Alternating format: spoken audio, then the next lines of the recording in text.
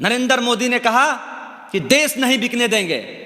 हम उनसे पूछना चाहते हैं कि आपके आने के बाद बैंक बिक गया, आपके आने के बाद LIC बिक गया, आपके बाद रेलवे बिक गया, प्लेन बिक गया, अब विश्वविद्यालय की तैयारी है। ये बात छात्र समझ नहीं रहे हैं, युवा समझ नहीं रहे हैं। ये हिंदुत्व का पहाड़ा पढ़ाने वाले लोगों के जो मित्र हैं अंबानी और अडानी। और हम तो एक बात आपके चैनल के माध्यम से पूछना चाहेंगे कि जब देश का बजट तय हो रहा था लोकसभा में, तो उस समय कहा गया कि राष्ट्रीय संपत्ति घाटे में जा रही, इसीलिए हम लोग सब कुछ बेच रहे हैं। रेल बेच दिया, प्लेन बेच दिया, बैंक बेच दिया, LIC बेच दिया, सब कुछ बेच दिया। इसके खरीदार आपके दोस्त क्यों हैं?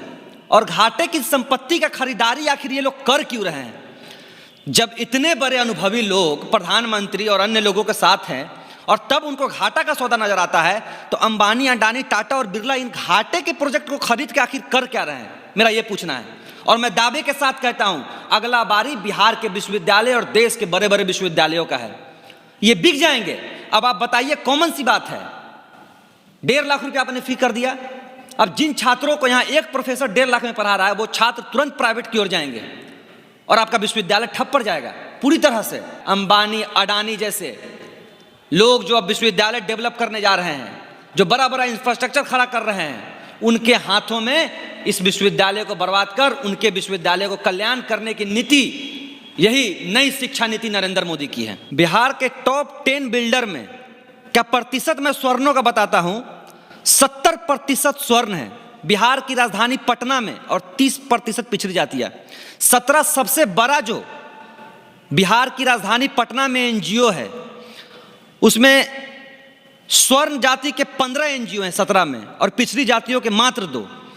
टॉप 10 इंस्टीट्यूट एजुकेशन के मामले में अगर बिहार की राजधानी पटना में है तो 80% स्वर्ण जाति का है, पिछड़ी जाति का 10% और अति पिछड़ी जाति का 10%। टॉप 10 प्राइवेट अस्पतालों में स्वर्ण जाति के 90% हॉस्पिटल हैं और पिछड़ी जातियों के 10%। लालू जी की सामाजिक न्याय मंडल कमीशन लागू होने के बावजूद इस तरह की व्यवस्था आज भी बिहार और देश में है कि आज भी पिछड़ी और अन्य पिछड़ी जातियां आज भी पीछे है। नमस्कार, आप देख रहे हैं द एक्टिविस्ट। मैं हूं अपर्णा यादव। बता दें कि बिहार के B.Ed कॉलेजों की फ़ीस की वृद्धि की बात सामने आ रही है। सालाना B.Ed कॉलेजों की फ़ीस जो थी वो 1800 रुपये थी, जो कि 2 साल में 3600 रुपये होती थी। ये फ़ीस 42 गुना बढ़ के 1.5 लाख रुपये होने जा रही है। और हमारे साथ मौजूद हैं पटना विश्वविद्यालय छात्र संघ के अध्यक्ष मनीष यादव मौजूद है। आइए हम उनसे जानते हैं इस पर उनकी क्या प्रतिक्रिया है। पटना विश्वविद्यालय मात्र एक ऐसा संस्थान है जहां टॉपर स्टूडेंट B.Ed का एडमिशन लेता है, और वो टॉपर स्टूडेंट, मैं दावे के साथ कहता हूं कि आर्थिक रूप से कमज़ोर रहता है, वही पटना विश्वविद्यालय के B.Ed कॉलेज में पढ़ने आता है। 1800 रुपया यहाँ मात्र फ़ी है, और अन्य कॉलेजों में आप जाइएगा, प्राइवेट कॉलेज में, वहाँ 1.5 लाख रुपया फ़ी है। अब मैं आपको एक एक्चुअल फैक्ट बताने जा रहा हूँ कि जिस पटना विश्वविद्यालय को कहा जा रहा है कि 1.5 लाख रुपया फीस होगा, आपको जान के हैरत होगी कि उस पटना विश्वविद्यालय में मात्र एक प्रोफेसर है। 1.5 लाख रुपया सरकार फीस करने जा रही है B.Ed कॉलेज की, पटना B.Ed ट्रेनिंग कॉलेज की, पटना विश्वविद्यालय का और अन्य गवर्नमेंट कॉलेज की, और उसमें मात्र एक शिक्षक है, वो भी खुद प्रिंसिपल। गेस्ट फैकल्टी की वजह से पूरा पटना विश्वविद्यालय चल रहा है और उसके B.Ed कॉलेज चल रहे हैं। मुझे तो एक बात समझ में नहीं आती कि जिस सरकार ने मुफ्त शिक्षा और मुफ्त स्वास्थ्य को लेकर अपने एजेंडा में शामिल कर कर जो देश में आई, जिन्होंने राज्य में सरकार बनाई, और ये डबल इंजन की सरकार चल रही है जिसके बूते, आज उनकी मुफ्त शिक्षा और मुफ्त स्वास्थ्य का एजेंडा कहाँ गया? हम तो पूछना चाहते हैं नीतीश कुमार जी से, और हम जवाब भी चाहेंगे उनके प्रवक्ता लोगों से जो अंड संड बात करते रहते हैं टीवी पे बैठकर।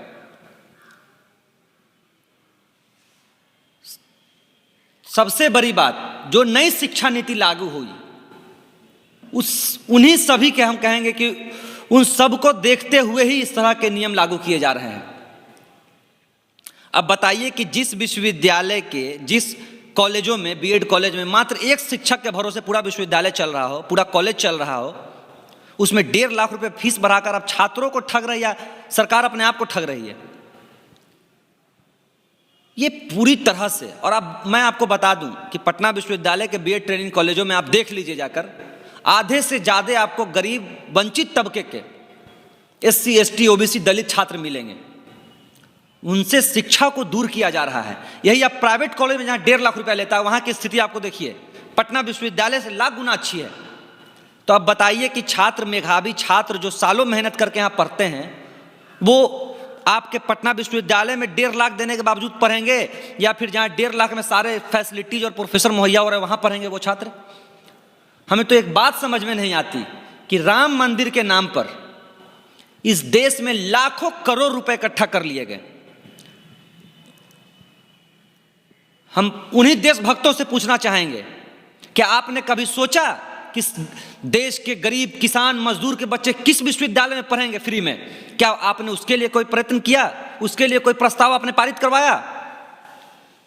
जब तक इस देश में शिक्षा को छोड़कर मंदिर, मस्जिद, कब्रिस्तान, शमशान पे आंदोलन होंगे, तब तक इस देश की शिक्षा बिकती रहेगी। नरेंद्र मोदी ने कहा कि देश नहीं बिकने देंगे। हम उनसे पूछना चाहते हैं कि आपके आने के बाद बैंक बिक गया, आपके आने के बाद LIC बिक गया, आपके बाद रेलवे बिक गया, प्लेन बिक गया, अब विश्वविद्यालय की तैयारी है। ये बात छात्र समझ नहीं रहे हैं, युवा समझ नहीं रहे हैं। ये हिंदुत्व का पहाड़ा पढ़ाने वाले लोगों के जो मित्र हैं अंबानी और अडानी, और हम तो एक बात आपके चैनल के माध्यम से पूछना चाहेंगे कि जब देश का बजट तय हो रहा था लोकसभा में, तो उस समय कहा गया कि राष्ट्रीय संपत्ति घाटे में जा रही, इसीलिए हम लोग सब कुछ बेच रहे हैं। रेल बेच दिया, प्लेन बेच दिया, बैंक बेच दिया, LIC बेच दिया, सब कुछ बेच दिया। इसके खरीदार आपके दोस्त क्यों हैं? और घाटे की संपत्ति का खरीदारी आखिर ये लोग कर क्यों रहे हैं? जब इतने बड़े अनुभवी लोग प्रधानमंत्री और अन्य लोगों के साथ हैं और तब उनको घाटा का सौदा नजर आता है, तो अंबानी, अडानी, टाटा और बिरला इन घाटे के प्रोजेक्ट को खरीद के आखिर कर क्या रहे हैं? मेरा ये पूछना है। और मैं दावे के साथ कहता हूं, अगला बारी बिहार के विश्वविद्यालय और देश के बड़े बड़े विश्वविद्यालयों का है। ये बिक जाएंगे। अब आप बताइए, कॉमन सी बात है, 1.5 लाख रुपया आपने फी कर दिया। अब जिन छात्रों को यहाँ एक प्रोफेसर 1.5 लाख में पढ़ा रहा है, वो छात्र तुरंत प्राइवेट की ओर जाएंगे और आपका विश्वविद्यालय ठप पड़ जाएगा पूरी तरह से।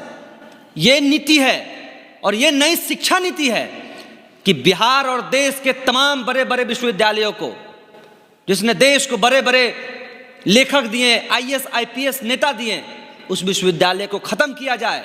अंबानी, अडानी जैसे लोग जो अब विश्वविद्यालय डेवलप करने जा रहे हैं, जो बड़ा बड़ा इंफ्रास्ट्रक्चर खड़ा कर रहे हैं, उनके हाथों में इस विश्वविद्यालय को बर्बाद कर उनके विश्वविद्यालय को कल्याण करने की नीति, यही नई शिक्षा नीति नरेंद्र मोदी की है। सर, लेकिन कहा यह जा रहा है कि पटना विश्वविद्यालय की जो बजट है वो घाटे में जा रही थी, इस वजह से फीस में वृद्धि की बात चल रही है। देखिए, एक बात बताइए कि ये किन महानुभावों ने तय किया घाटे में जा रही है?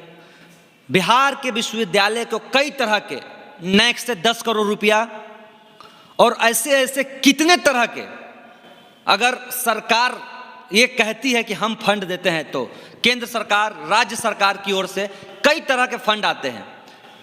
यहाँ 25,000 स्टूडेंट हैं, फॉर्म भरने के 3,000, परीक्षा फी, बिजली फी, सभी तरह का फी लिया जा रहा है। हम यहाँ के कुलपति महोदय और नीतीश कुमार से पूछना चाहते हैं, घाटे में जा रहे इसका मतलब क्या? पटना विश्वविद्यालय में कौन लोग पढ़ रहे थे? अंबानी, अडानी के बच्चे पढ़ रहे हैं क्या? पटना विश्वविद्यालय में गरीब तबके के छात्र पढ़ रहे हैं और घाटे में जा रहा, तो फीस सीधे आप इतना बढ़ा दीजिएगा, 1700 से 1.5 लाख रुपया। ये कहाँ का न्याय है गरीब छात्रों के साथ? ये पूरी तरह से दलित, पिछड़ों को, आदिवासियों को फिर से वही 90 से पहले ढकेलने की पूरी तरह से कोशिश है। ना ये पढ़ेंगे, ना ये आगे बढ़ेंगे, पूरी तरह से योजना है। मैं आपको एक डाटा बताता हूं, ये डाटा शायद आपने नहीं सुना होगा कभी। इस डाटा पे मैंने आकलन किया है कि शिक्षा के क्षेत्र में और धन के क्षेत्र में, दोनों क्षेत्र में बहुजन समाज जो है, पिछड़ा समाज जो है, वो आज भी पीछे है। मैं आपको इसका उदाहरण दे देता हूं कि बिहार का टॉप 10 बिल्डर का अगर मैं आपको नाम बताऊं, टॉप 10 बिल्डर बिहार का। बिहार के टॉप 10 बिल्डर में क्या प्रतिशत मैं स्वर्णों का बताता हूं, 70% स्वर्ण है बिहार की राजधानी पटना में और 30% पिछड़ी जातियां। 17 सबसे बड़ा जो बिहार की राजधानी पटना में एनजीओ है, उसमें स्वर्ण जाति के 15 एनजीओ हैं 17 में, और पिछड़ी जातियों के मात्र 2। टॉप 10 इंस्टीट्यूट एजुकेशन के मामले में अगर बिहार की राजधानी पटना में है तो 80% स्वर्ण जाति का है, पिछड़ी जाति का 10% और अति पिछड़ी जाति का 10%। टॉप 10 प्राइवेट अस्पतालों में स्वर्ण जाति के 90% हॉस्पिटल हैं और पिछड़ी जातियों के 10%। लालू जी की सामाजिक न्याय मंडल कमीशन लागू होने के बावजूद इस तरह की व्यवस्था आज भी बिहार और देश में है कि आज भी पिछड़ी और अन्य पिछड़ी जातियां आज भी पीछे है। जब तक देश का सबसे बड़ा संगठन आरएसएस इस देश को चलाएगा तब तक पिछड़ी जातियों का और इसी तरह से विश्वविद्यालयों का, अस्पतालों का, एयरपोर्टों का, रेलवे का, बैंक का इसी तरह से निजीकरण होता रहेगा। आरक्षण खत्म किया जाएगा, प्राइवेटाइजेशन लागू किया जाएगा। नहीं तो ये जिस तरह से आरएसएस कहती है कि संविधान को लागू ना करके मनुस्मृति को लागू किया जाए, मनुस्मृति में स्पष्ट था कि पिछड़ों को, महिलाओं को किसी तरह से पढ़ने ना दिया जाए, घर से निकलने नहीं दिया जाए, वरना ये हमारी गुलामी नहीं करेंगे, वरना ये हमारी बात नहीं सुनेंगे। इसी नीति पे नरेंद्र मोदी की सरकार ने नई शिक्षा नीति बनाई है। न पिछड़ों के पास पैसा रहेगा, न पिछड़े आगे जाएंगे, न पिछड़ों की सरकार रहेगी और न पिछड़ों की बात होगी। धन्यवाद सर। तो सुना आपने कि पटना विश्वविद्यालय छात्र संघ के नेता मनीष यादव का ये कहना है कि सरकार ने जैसे रेलवे, प्लेन्स, बैंक को बेचने का काम किया है, वैसे ही अब ये विश्वविद्यालयों को बेचने की तैयारी कर रहे हैं। साथ में उन्होंने ये भी कहा कि दलितों, पिछड़ों को शिक्षा से इसलिए वंचित रखा जा रहा है ताकि वो जैसे पहले 90 की दशक से पहले वो शासन करते थे आगड़ी जाति के लोग, वैसे ही वो अभी भी पिछड़ों पे उसी तरह का शासन बनाए रखे और उनको ऐसे ही दबा कुचला रखा जाए समाज के अंदर। धन्यवाद।